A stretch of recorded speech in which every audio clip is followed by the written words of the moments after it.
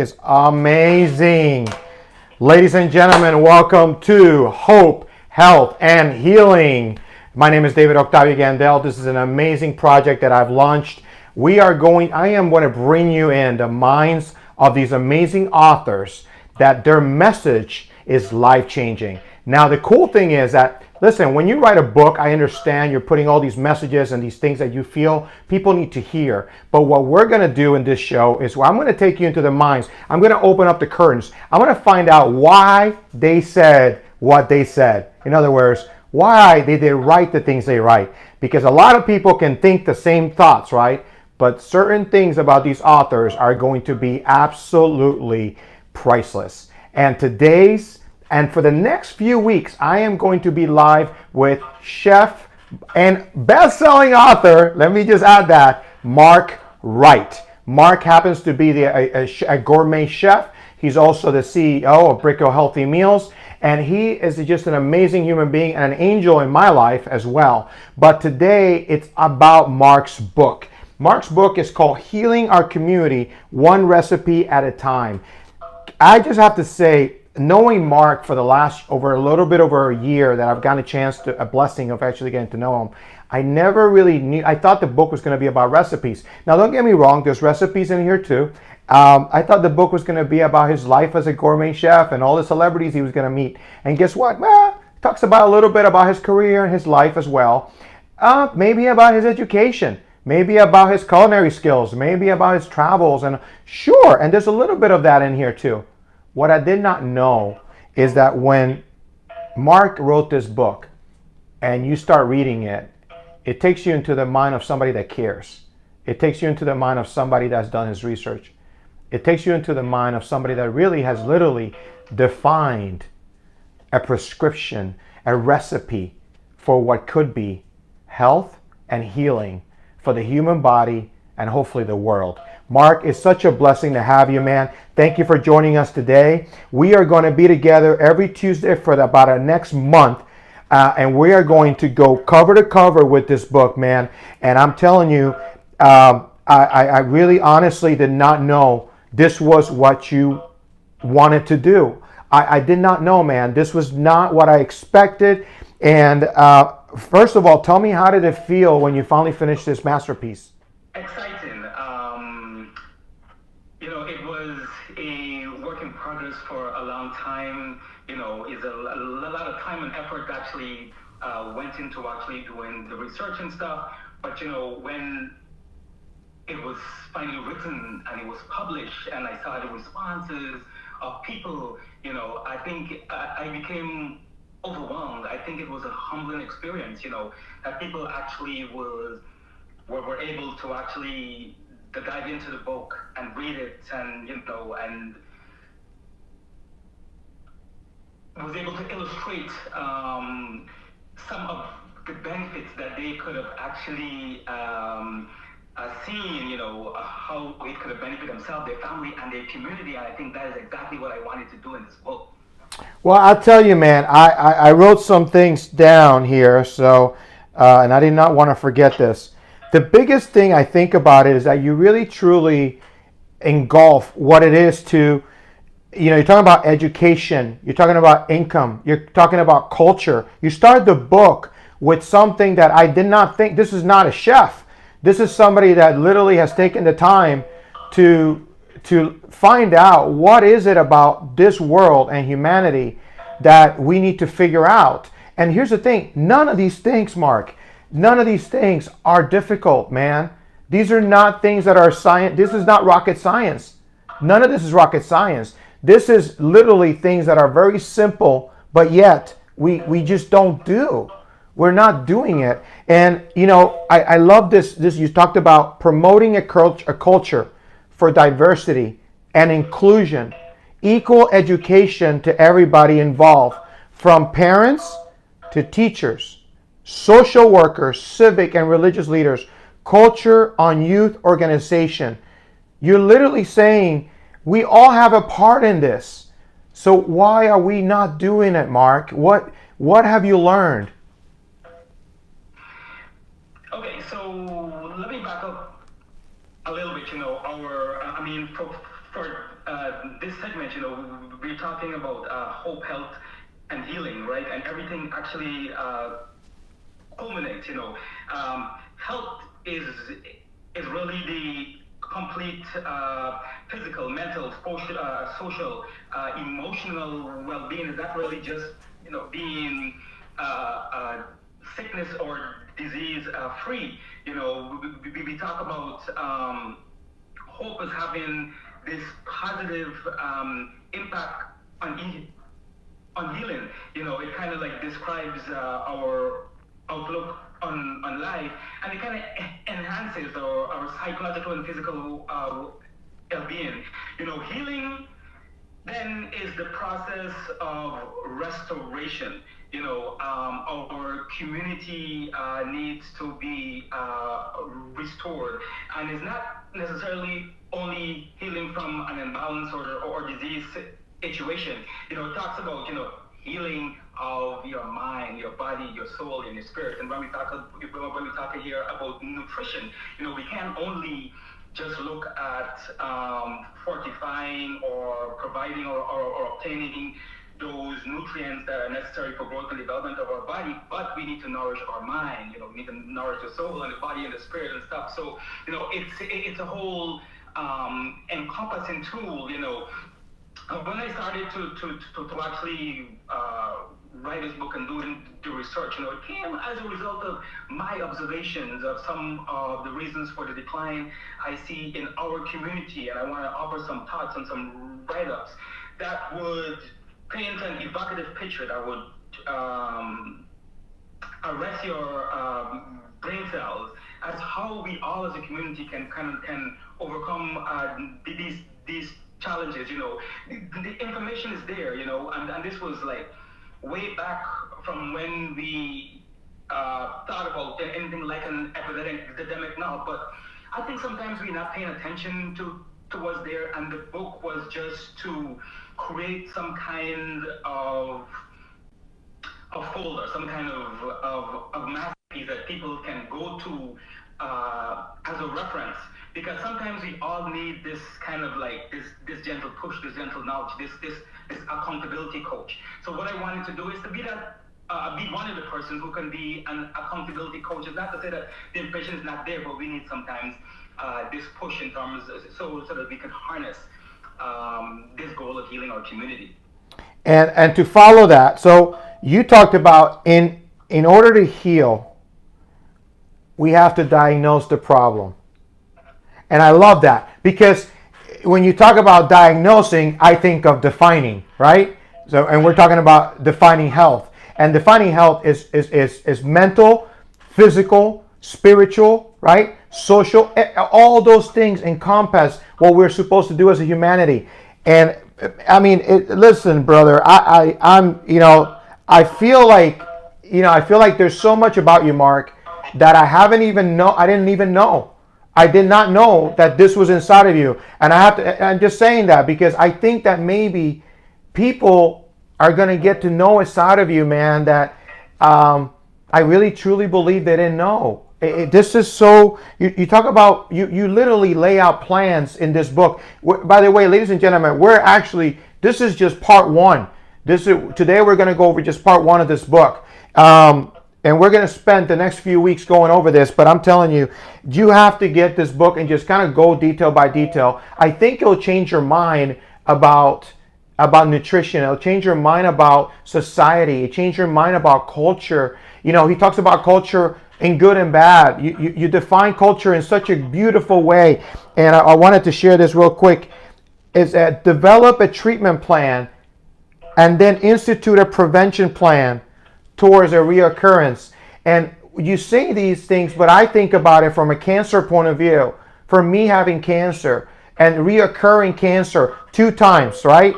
So I think about reoccurrence and I think of why is it that we're not learning? And I don't know, I want you to tell me a little, is that what you were thinking? That maybe we're just not learning the first time and we're just continue to make the same mistakes? Right. So, as I was just saying a while ago, sometimes we do not always understand the underlying factors. You were just mentioning before socioeconomics, and and to break it down a little further, it's about education, income, and culture. First of all, we need to be educated, right? It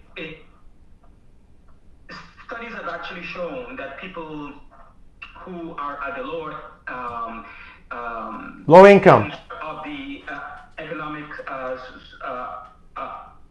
structure are more prone to or susceptible for environmental exposure in terms of their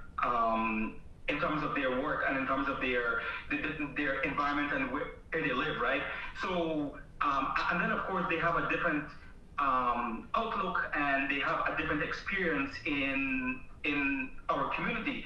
So when we talk about socio-economics, first of all, we got to talk about educating our community about the underlying benefits of living a healthy lifestyle. We got to explain to them why is it important, and how education affects your income, and then the impact of culture that has on our education and on our income, and how it kind of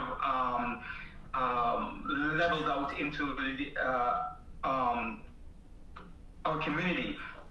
So I like to put it like this, education equal income equal health.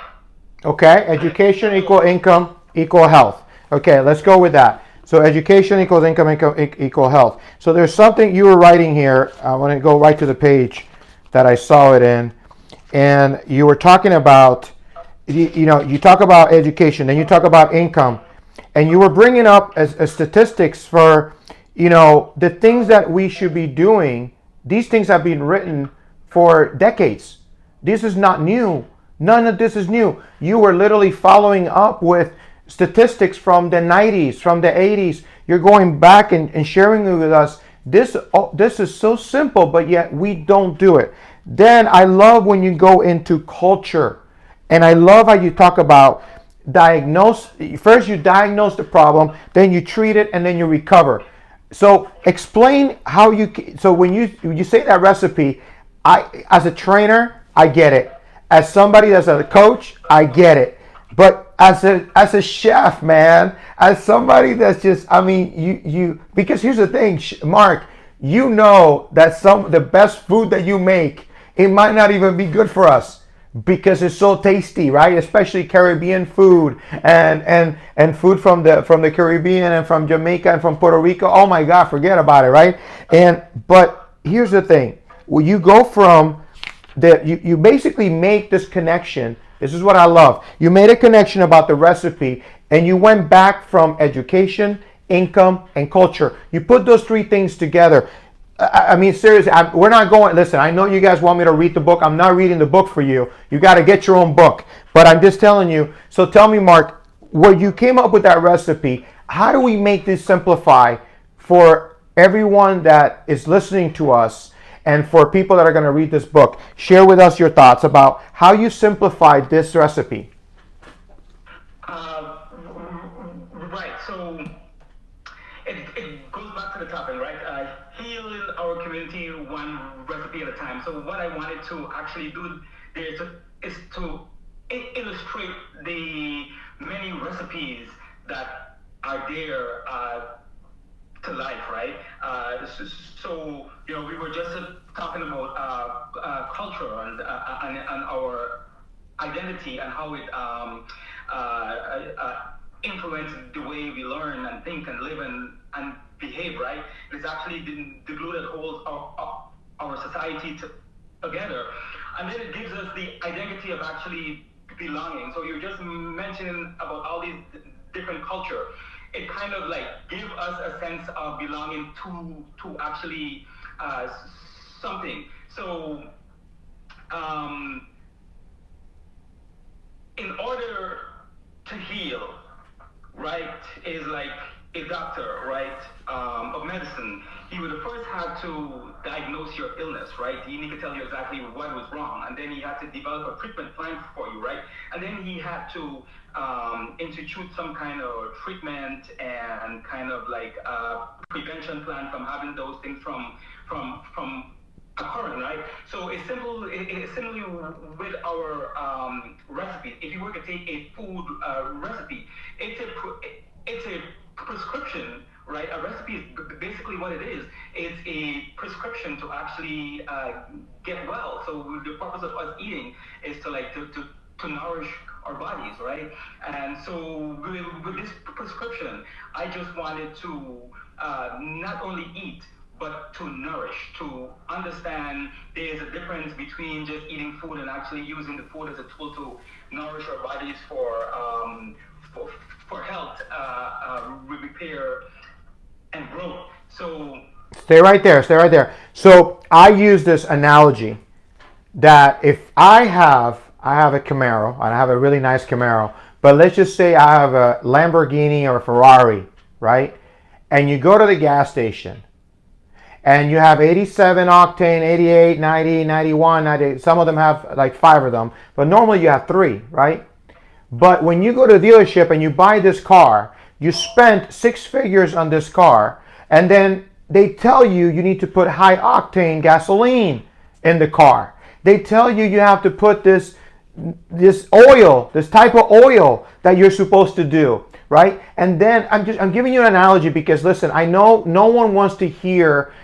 A lot of people don't want to hear about, you should be eating more greens, you should be eating more this. But I want you to think about it from a different point of view, and maybe you get it today. Because here's the thing. I was healthy at 29 years old and still got cancer. And if I wasn't healthy, I probably wouldn't be here. So the reason that I felt, when I started reading this book, and I'm going through the book, and I'm thinking, this is such a beautiful thing that God put in my life to do this show, because this book gives people hope. It helps you it defines your health in so many different ways. And it helps you, of course, help you with the healing part of your body and restoration, like Mark was talking about, to restore. So go back to Lamborghini, go back to Ferrari, pick your car, pick your poison, right? The oil has to be specific. The tires have to be specific. The lubrication for the tires, for everything. The gasoline has to be specific. If you do all the right things, that car is going to do everything it's promised. Correct, Mark? It's going to do everything it's promised. If you do the right things, right? Now that doesn't mean that there's some DNA, some manufacturer, and some stuff that happens that could make it, you got to go back to the dealership, things happen. But here's the thing. Why would you spend that much money in something and not give it the best treatment and the best recipe and the fuel that it needs to do the best things? So yeah, I want to eat protein. Why? It builds muscle. I want to eat carbohydrates. Why? Because it gives me energy. I want to eat vegetables. Why? For cleansing and for energy as well. There's so many things that this book's going to tell you about vegetables and carbohydrates. You're gonna love it. But we're not there yet. That's going to be later on in the book. But Mark, I tell you, man, that was so really, it was really cool that when you mentioned that. Then the other thing that you were talking about was, let's talk about connecting the food with culture, because that was a big part for the part 1 of this book. Connecting culture to the food. I love that because I'm from Puerto Rico. I love my culture. We love kiss and hugs and we're all, that kind of stuff. But food brings people together in our culture. So tell me a little bit about your connection with food and culture. Exactly. So my thought process behind this, it was first of all, food is meant for gifting. Was a great Margaret Mead who actually said that, right? And then if you go it literally talks about let us bake bread together, right? So it was a very communal thing, right? It's what was supposed to be bringing us together, and then food and food, cultural and society talks about how we preserve, preserve our culture from or cultural dishes from one generation to the next, right? So is an important connection between the past and the present. But what I actually wanted to show in the book was to use food as a tool to bridge cultural divides. You know, we live in a multicultural, multi-ethnic, very divided nation, and I thought that that showing the influence on food and culture and how food has affected, I should say, cultural dishes, it has affected the American plate.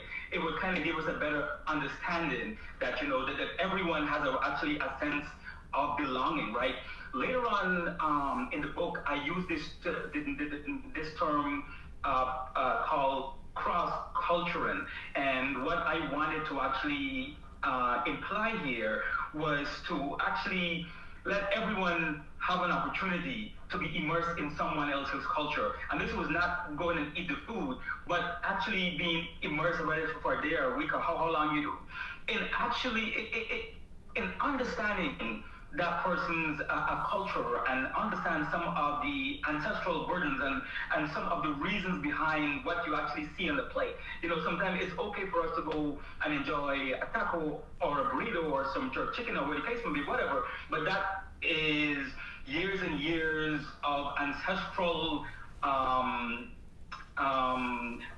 trial and error and perfection that we have to get to enjoy that play today. So sometimes when you immerse yourself in someone's culture, you get to really understand, you understand and enjoy that plate in another meaningful way. It's not necessarily going and, you know, having a taste for this or having a taste for that, but eating cultural food and understanding cultural heritage, you know, it's actually like night and day. It enlightens you, right? And in this book, what I want it to be was to be an enlightenment to our community, to connect the dots, so that we can understand the influence, you know, of food and culture, you know, on our plate. We didn't make this country great, right? We all made this country great, and we all brought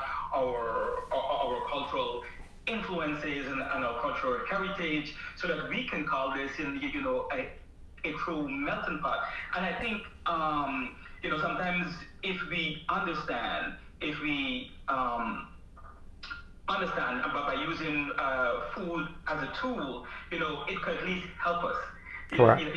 To understand the cultural divides and hopefully bridge the cultural divide that we have in our community. We're going to talk in the last segment of this show this week. We're going to talk a little bit about something about obesity. We're going to talk a little bit about that today. But I wanted to share this quick little story, and it dealt with. I did a TV show where we were going from restaurants from different walks of life, from Middle Eastern to Spanish to all kinds of different Spanish, because Spanish, like Peru, is ceviche, and then you got Puerto Rico, you got arroz con gandule, arroz con garbanzo, you got everything. But you know what was funny about it, that you were talking about something really interesting I want to bring up. So I was raised eating pork. I was, you know, in Puerto Rico we eat the pork, especially for Christmas, and the one of my favorite things to eat is called morcillas.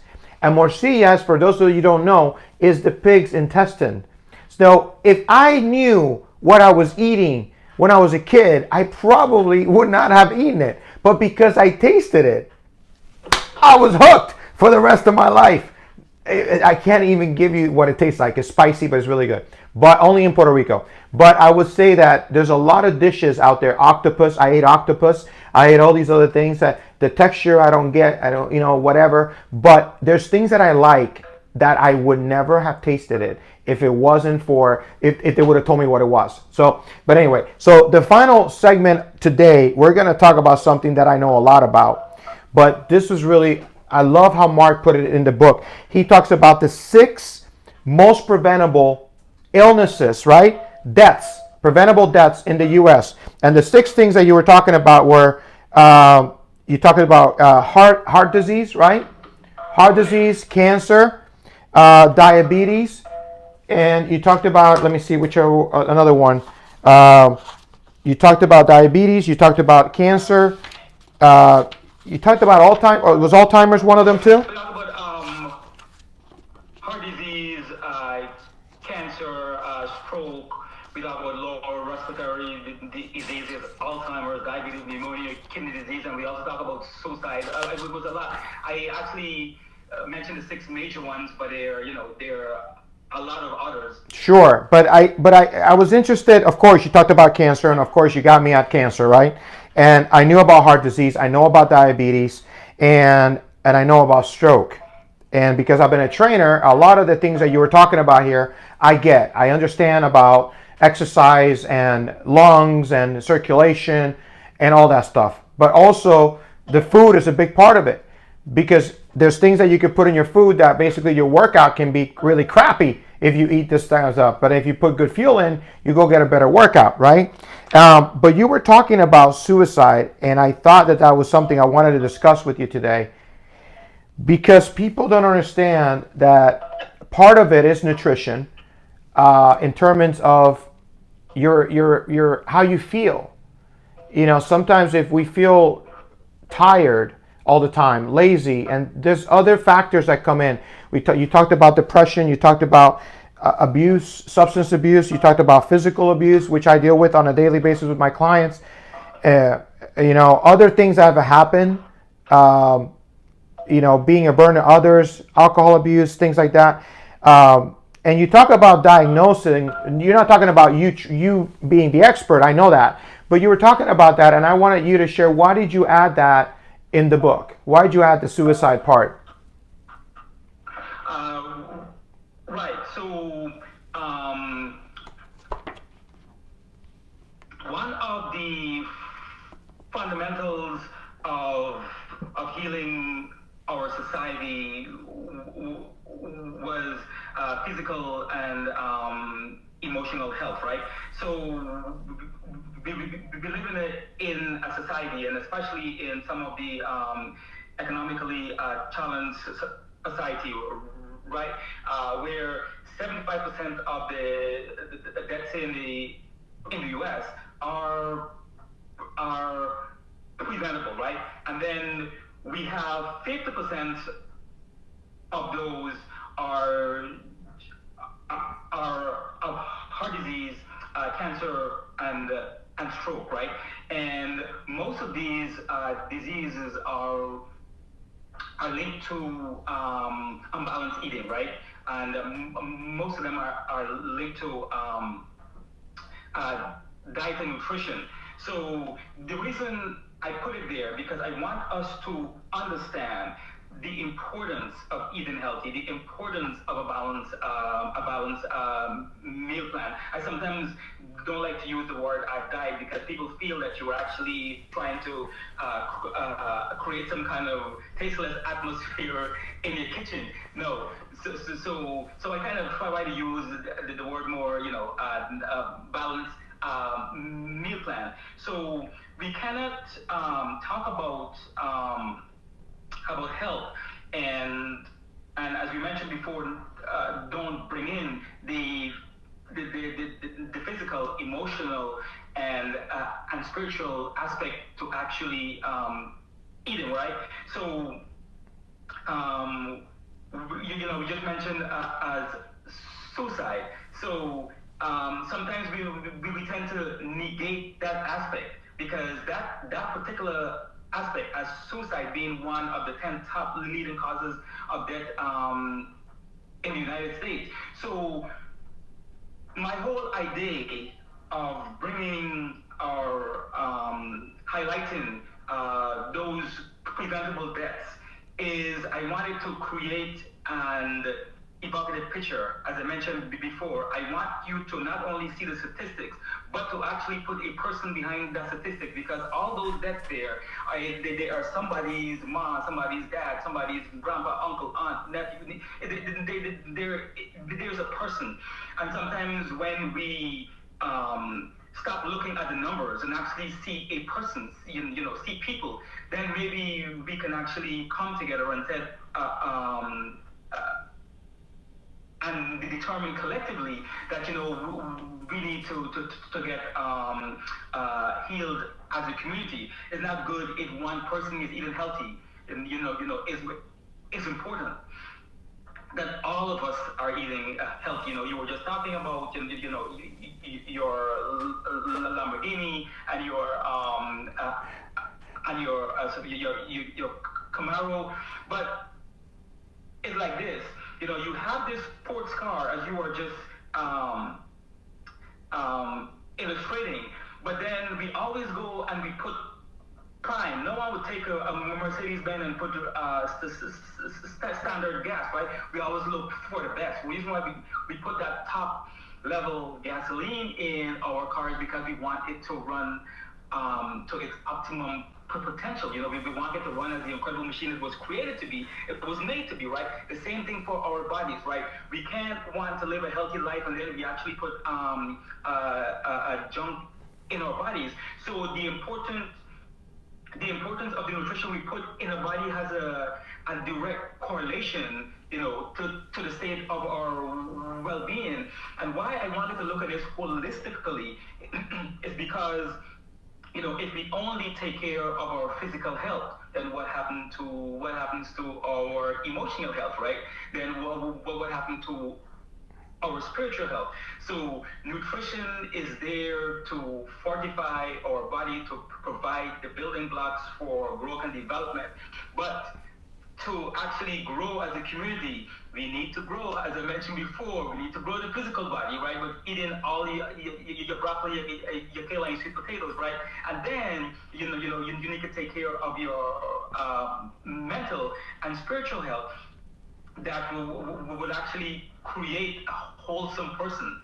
So the important thing that I want you to take from this is that when you're dealing with health, you must, or I should say, we must approach it from a holistic point of view, where holistic medicines, they really don't treat symptoms, right? They treat causes. So they would look, instead of giving you a prescription for something, they'll say, oh no, but this is what he's actually having. Let's go and see the reason that is causing that. So they may have to do a full evaluation of your entire body just to see why you're having the stomach pain. And using that approach, we can actually create a platform for a healthy building block for our community.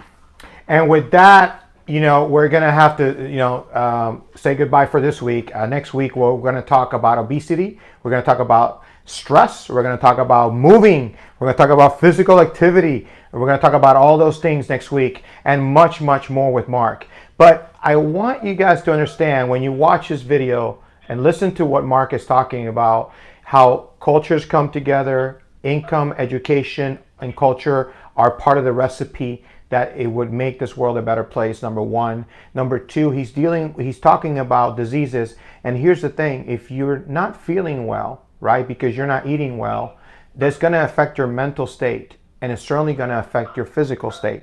So everything comes together with food. So that's why I love how a chef decides to do a book about healing the community, one recipe at a time. Ladies and gentlemen, this is a prescription, and I hope that for the next few weeks, you continue to follow us as we go cover to cover on this amazing masterpiece from the writer, the author himself, Chef Mark Wright. Again, thank you for joining us. Next week, we'll be back at 8 p.m. live with you for the next few weeks. And again, I always leave with my message to find hope, have faith, and live with purpose. And again, thank you for joining us on Hope, Health, and Healing. Good night.